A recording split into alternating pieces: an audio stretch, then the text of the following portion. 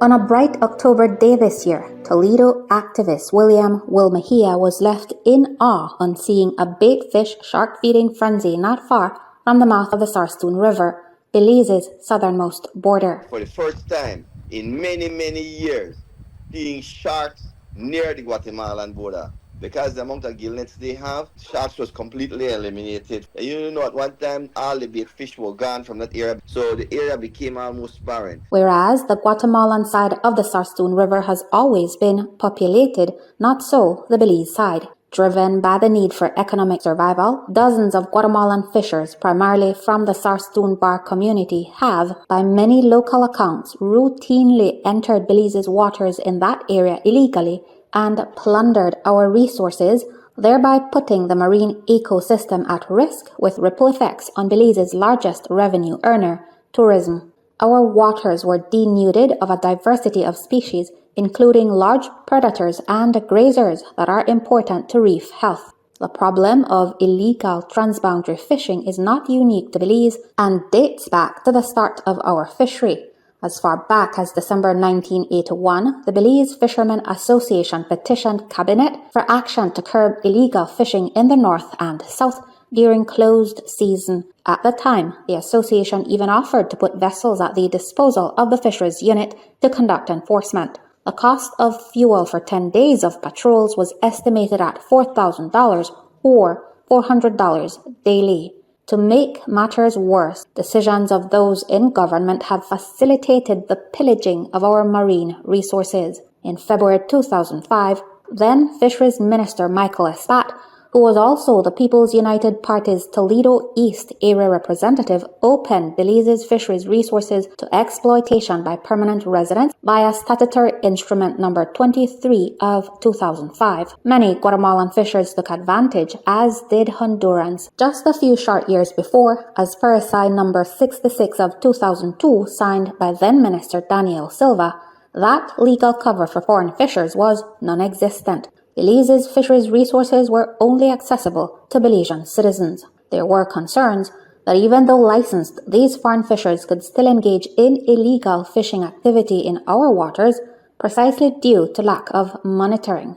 For years, Mejia, the leader of the Belize Territorial Volunteers BTV, went it alone, conducting costly civilian enforcement expeditions out of pocket. In Barranco, our southernmost village, and near the Sarstoon River mouth, year after year he captured images of Guatemalan fishers engaged unimpeded in unregulated transboundary fishing in plain sight of the Belize Defense Force's Sarstoon forward operating base. While the Sarstoon area became ground zero for illegal gillnet use due to Mejia's activism, Dr. Rachel Graham's 2007 study had discovered that Guatemalan and Honduran fishers operated year-round all the way from the south to the fringes of Belize City in at least 7 fishing camps. They did not spare protected areas, primarily fishing in the dead of night. They mainly targeted sharks, but also prohibited species like permit, tarpon, and bonefish, critical to the sport fishing industry in Belize, worth a whopping $240 million,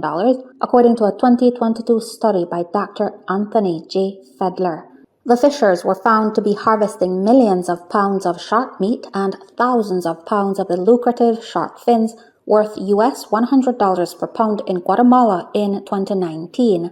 The reporter, in an investigative piece that year, reported that buyers receiving product from fishers in Livingston, Isabel, confirmed the catch was from Belize. The foreign fishers' gear of choice? The gill net, a most unsustainable fishing method which, the reporter found, was being used in extended form like trawlers, dragging on the ocean floor. As the name gill net suggests, fish swimming into the net are trapped by their gills when they try to escape. Gill nets are hung vertically in the water with the top edge buoyed by floats. The problem is that they also trap protected species and entangle megafauna, the majority of which often do not survive. This is known as bycatch. Particularly, juvenile fish caught in nets die before they can be released, as gill nets are often left unattended for hours on end. Gill nets also lend themselves to ghost fishing when lost or abandoned gear continues catching and killing marine life. Marine conservation organizations had tried to tackle the gill net problem before, but in 2017 and 2018 there was a renewed push by the NGO Oceana in Belize and the Belize Coalition for Sustainable Fisheries. They led a joint stakeholder effort to get gill nets banned in all of Belize. The NGOs had galvanized support from some commercial fishers who, decades ago, had concluded the gear was destructive, deadly, and indiscriminate. They were clear it was only benefiting a few, including foreigners, while hurting everyone else. Renowned activist Eworth Garbott was part of the coalition. He described the use of gill nets at the time as almost being on steroids given its pervasiveness. In February 2018, Oceana and the coalition got the government of Belize GOB to establish the Gill Net Task Force, which included officials from the Fisheries Department and members of the coalition, as well as people who opposed the ban. It was an uphill battle, and in November that year, coalition member Belize Federation of Fishers BFF accused the government of dragging its feet on implementing a phased-out ban, given that the task force had only met once. They accused that the government did not support a ban. Eventually, the process would culminate in SI number 158 of 2020, gazetted on November 5, just 6 days before that year's general elections. The SI banned the use of gill nets in Belize's internal waters, territorial sea, and the Exclusive Economic Zone EEZ.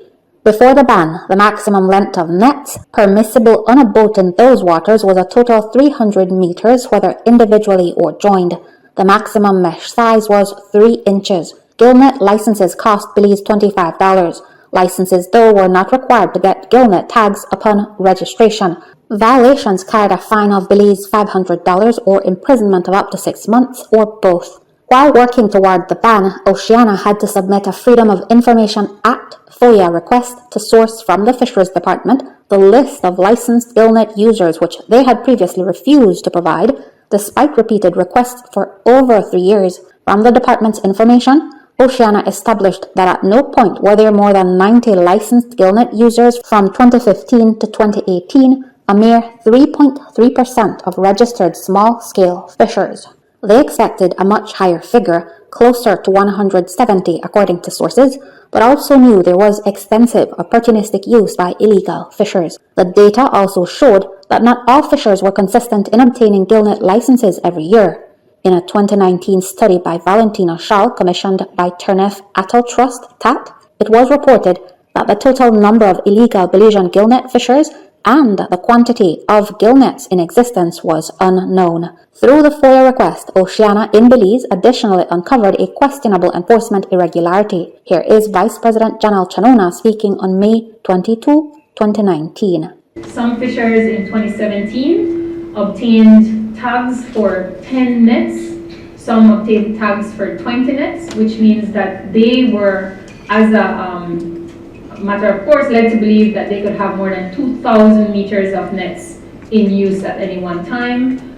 Schall indicated in his study that gill net licenses from 2015 to 2018 almost doubled, going from 42 to 83, but that the registered length in meters of net dropped significantly from 233,077 meters to 70,550 meters, apparently, quote, due to stricter compliance with allowable length of nets registered by the Fisheries Department, end quote. According to the breakdown by Schall, the majority of gill net fishers were based in Dangriga, Punta Gorda, Independence, and Belize City. There was a three-pronged approach to the gill net ban. It included a review of local and international scientific research, a gill net survey for public input, and engagement of the licensed gill net fishers about transitioning away from gill nets.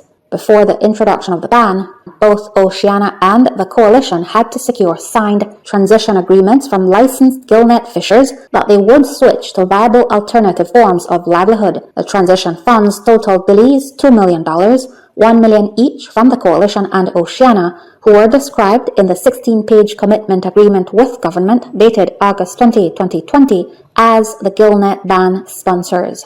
Dr. Percival Cho was the Chief Executive Officer in the Fisheries Ministry at the time of the ban and chaired the Gill Net Task Force. And those transition agreements were submitted to us. I recall those. So there's a file in the ministry somewhere where these transition agreements are kept. And we obviously verified how many persons signed. There was a verification process, and that's when we were satisfied that the threshold was met. And then we advised Cabinet we could go ahead and institute the ban. Once all eligible fishers signed a transition agreement and a gillnet license and buyback agreement, the ban was instituted with immediate effect. Importantly, the Belize Fishermen Cooperative Association BFCA at the end of 2020 applied for leave for judicial review to challenge the ban but was denied. They had argued that there was no proper consultation or inclusion of their members. However, they did not find favor with the judge. The BFCA's membership comprises the different fisheries cooperatives to whom fishers sell their products and funds and turned over their nets for disposal by the Belize Coast Guard. And this is by far one of the most and the biggest buyout commercial fishers have expressed to us they have received from any sustainable livelihood program ever funded in Belize. Belize City fisher of 33 years, Wayne Whitaker, was one of the beneficiaries. Totally, we got a overall payment of $54,000. The first payment was through the BFF. With money like that, you could have seen a better headway than the way how Oceana paid us, because Oceana paid us like $5,000 up front and $1,000, $900 or something dollars a month, and that was in the COVID pandemic. And at the time, fishermen wasn't allowed to go out, as you couldn't have moved as free as you wanted, so that money just came in handy for us to take care of our home. With the lump sums, Whitaker bought a second vessel and engine, as well as lobster shades and drums. Over 3 years into the ban, he says he is still adapting to earning his livelihood without gill nets, but remarks everything is pointing to things working out in the long run.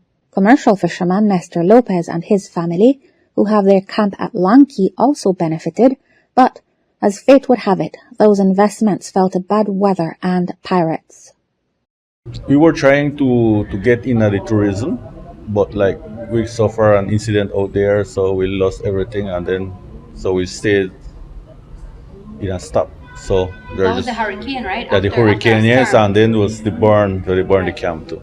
On the other hand, Leslie Colon, one of the estimated dozen fisherfolk in Barranco who was not licensed, says he was hurt by the gillnet ban. It hurt me. It hurt me bad that I had to even leave the country to go look for living for feed my family, which is very rough. Colon is now using hand lines, with which he says he is catching less than 50% of what he used to catch with gill nets. He is struggling to gather his own resources to transition to deep-sea fishing. The catch per unit effort of this gear versus that of a gill net exemplifies precisely just how indiscriminate and destructive gill nets are. With hand lines, fishers can release non-target or undersized fish immediately, whereas with gill nets, bycatch is exponentially increased, negatively impacting ecosystem health. If the latter is not safeguarded, the maximum sustainable yield for a fish stock can fall and ultimately threaten the livelihood of fishers.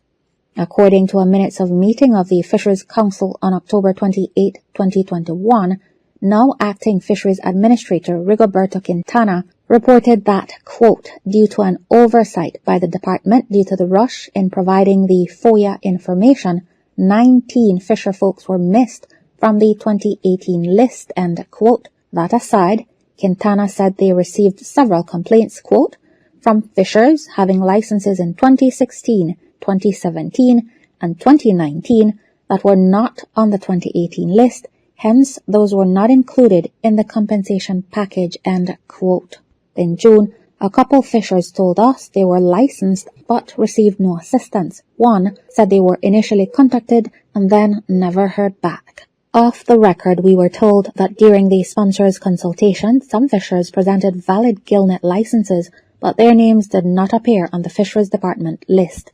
The department is now moving to digitize the license issuance process to eliminate any room for petty corruption and to facilitate application.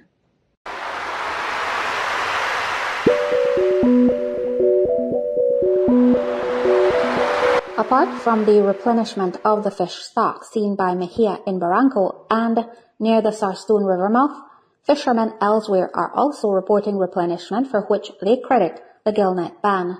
The increase in the fish stock in some areas is particularly significant, especially given that fishers are also reporting an absence of other fish, which they attribute to climate change impacts pushing them into deeper waters. Well, yes, it could be seen from morning. You could see the fish jumping. It's got the mackerel, it got the bonnyfish, and we could see more stingrays up there too.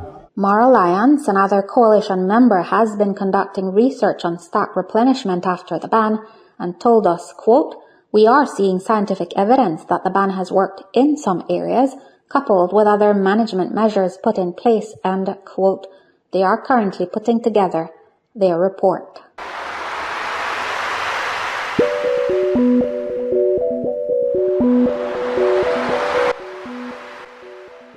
Despite the successes of the gillnet ban, gillnets are still being found in our marine waters.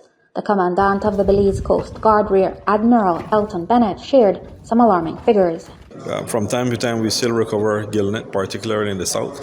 Last year, we recovered miles of gillnets, weighing to almost about a ton of gillnets. The area that is most active is that area along our southern border with Belize, Guatemala, and Belize, Honduras. PG-based sports fisher Dennis Garbut confirms gillnet fishers are still very active in the south. When we go to the PG market or on Facebook, they're advertising snook. I even talked to some of the guys. They say, "Mr. Garbut, we have snook, but we not sell you because it caught from gillnet." And I am one of those guys who practice sustainability, and they know that. So they won't sell me the snook, and it's on the market with the gillnet mark on it. So gillnet is still active in the south. In response to our own FOIA request submitted by 4 journalists and the BFF, the Fisheries Department reported that since the ban and up to August 7 this year, they had confiscated 55 gillnets from north to south. The sponsors of the ban are none too happy that just 6 months after taking office in November 2020, the PUP administration overturned the restriction prohibiting permanent residents from fishing in our waters. Critics argue this is a quid pro quo for votes, as permanent residency is a path to citizenship after 5 years. The PUP was also the party which originally granted permanent residents the right to fish in Belize's waters. The sponsors deemed the regulation as the corollary to the gillnet ban, but in his explanation of the new SI, Blue Economy Minister Honorable Abner Andre Perez spoke to those permanent residents actually living in Belize, saying the country has a responsibility to provide them equal opportunities to care for their families. He did not address the concern that over the years, a number of permanent residents licensed to fish have been Guatemalans and Hondurans believed not to actually reside in Belize. It's just hard to understand why you would choose to disenfranchise Belize and bring foreign fishers to deplete our products, which our fishers are saying is less than what it used to be. Though we requested the data under the FOIA, the Fisheries Department failed to provide the list of permanent resident license holders for the years 2017 and 2018. It only shared the list for 2021 to 2023, citing that the ban on permanent residents was overturned in 2021. There were 16 licensed permanent resident fishers in 2021, 6 of whom were reported to be from the south. In 2022 and 2023, the licensed permanent resident fishers had grown to 24 and 34 respectively. For both those years, 12 and 14 respectively, were reported to be from the south. Notably, at a Fisheries Council meeting, a breakdown of nationality for permanent residents for the year 2021 showed that of these 16 individuals, 3 were Guatemalan, 9 were Honduran, and 4 were from the USA. We have confirmed that currently 1,372 fishers are registered for the Caribbean coast of Guatemala that borders Belize at the Sarstoon. We spoke with Jose Domingo Cal, the general coordinator of APRO Sarstoon, which organizes community assistance and programs for fishers in the Caribbean coast of Guatemala. Por ejemplo, aquí en Sarsún específicamente, muchos pescadores que son residentes de Barra Sarsún tienen la doble nacionalidad. Tienen la nacionalidad guatemalteca y la nacionalidad beliceña. Y eso es lo que les permite entrar y salir sin ningún problema a Belice. Pero sí, más o menos, ese es el número también, tal vez unos 25 o 30, unas 30 personas tal vez, lo más creo yo. Pero mayormente están radicados en Barra Sarsún. Y hay unos cuantos aquí en Livingston Cabecera. The use of gill nets is regulated in Guatemala, but according to Cal, infractions also abound there. He told us the conversation about a gill net ban has been raised of late at the annual round table with fishers and authorities regarding the different closed seasons. However, he says the matter is a bit complicated. Anteriormente no se podía sacar este tema en esas reuniones porque sí era muy complicado, era un tema muy sensible porque tocar este tema con los pescadores es muy complicado, ¿verdad? Guatemalan Marine Fisheries Inspector Mario Salazar admitted that they too have enforcement limitations regarding gill net use, and sourcing fuel is often an issue.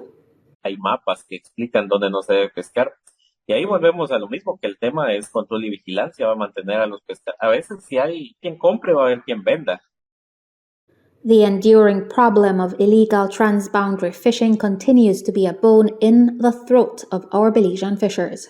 But the thing is that I am saving it, and then other people, when I said I'm not Belizean, but they have better license than us, and they are destroying it, and then we don't get the benefit that they get. In the case of the waters off the coast of Barranco and near the mouth of the Sarstoon River, fishers say the Belize Coast Guard patrols since 2020, when the force established a Barranco outpost, has been the cause of the Guatemalan fishers no longer frequenting those waters as they once did. However, Ryan Moore, the Protected Areas Manager at Toledo Institute for Development and Environment, TIDE, affirmed Guatemalan fishers have started using areas of Belizean waters further away from the reach of marine reserve co-managers and their rangers. However, what we've noticed now is that these gill nets are now being set outside of the Port Honduras Marine Reserve. This is the area that is in border with the expanded Sapodela Keys Marine Reserve, because that area was expanded. And so there's an area whereby no marine reserve is within that, and that area is also the EEZ. And we don't have any enforcement occurring within that area, and there is quite a number of gill nets being set. We don't know exactly how much gill nets are being set, but we do know that whenever we would move in the area, whether it's us as the enforcement agency or stakeholders, they would actively retrieve nets from that area. So we know that the area is being used a lot.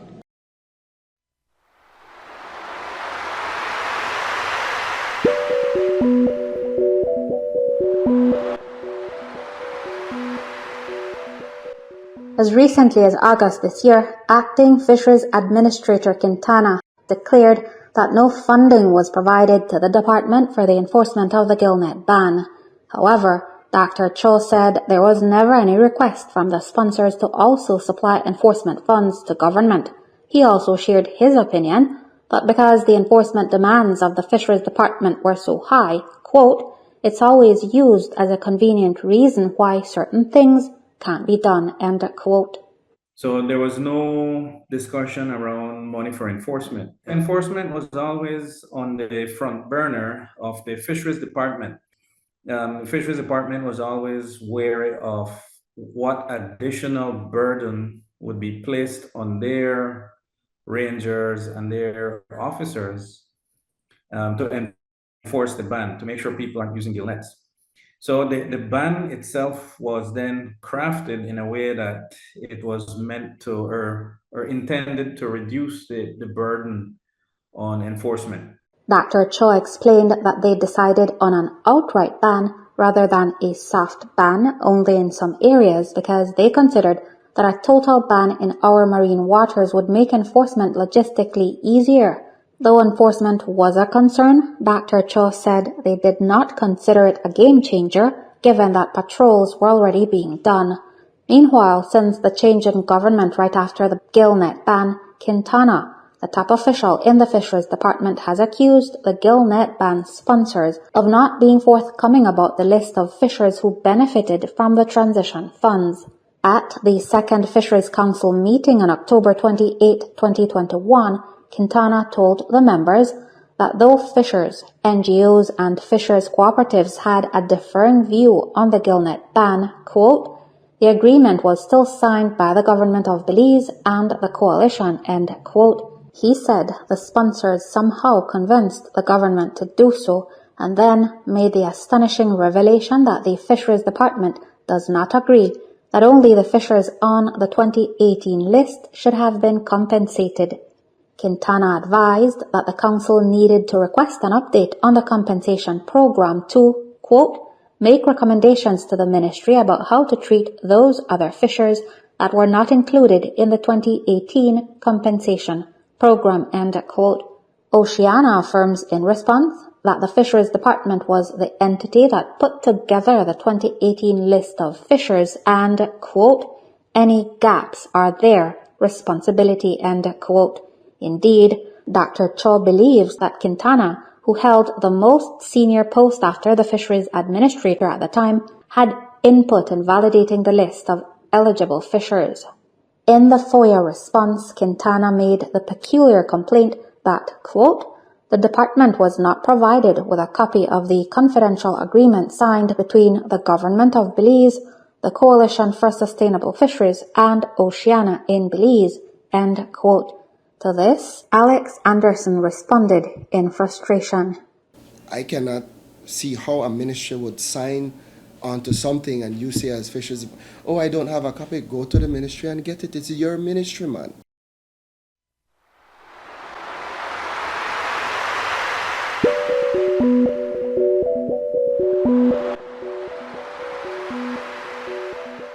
Whereas some coalition members up to August this year were of the opinion that gill nets would be banned in all freshwater bodies, that is, rivers, creeks, streams, lagoons, or other inland watercourses in Belize, the government in a press release dated December 5, 2019, announcing the impending ban, stated clearly that it was intended to, quote, expand the area of sea in which the use of gill nets is forbidden, end quote. That's because, as per Aside number 78 of 2011, there were already applicable regulations and restrictions for the use of gill nets in freshwater bodies. We specifically excluded from the shoreline going inland, so freshwater areas. But it's not to say that there are certain restrictions on using gill nets in freshwaters. There's a lot of restrictions. Gill nets could not be used 5 miles seaward off the coast of Placencia and Monkey River, within a radius of 1 mile from a bridge or half mile from the outfall of a tributary, and in the New River Lagoon and its tributaries. Gill nets were allowed and are currently allowed everywhere else in freshwater bodies on land. This is clear to some conservationists and authorities. The BFF told Creme News XTV in June this year that there were extensive discussions on gillnet use in freshwater bodies with no agreement reached, whereas TAT shared that at the task force level it was indicated that gillnet use would continue to be allowed in Crooked Tree only. To address what seems to be a discrepancy in the minds of some regarding legal definitions of water bodies, we sought clarification from the International Maritime Organization, IMO, and from Dr. Maria Lourdes Palomares from the Sea Around Us Research Unit, what all bodies of water fall under internal waters based on the definitions in the United Nations Law of the Sea, UNCLOS. They explained that the mandate of UNCLOS is limited to sea waters, but also includes brackish or estuarine waters, that is, river mouths where rivers meet or empty into the sea. Dr. Palomares said, quote, purely freshwater areas are not included in this, end quote. To overturn the gillnet ban, the Fisheries Department would have to follow strict and clear guidelines set out in the August 2020 gillnet ban agreement between government and the sponsors. However, if the last few years could serve as proof, the success and effectiveness of the ban has already been greatly diminished. Reporting for Creme News XTV, I am Marisol Amaya.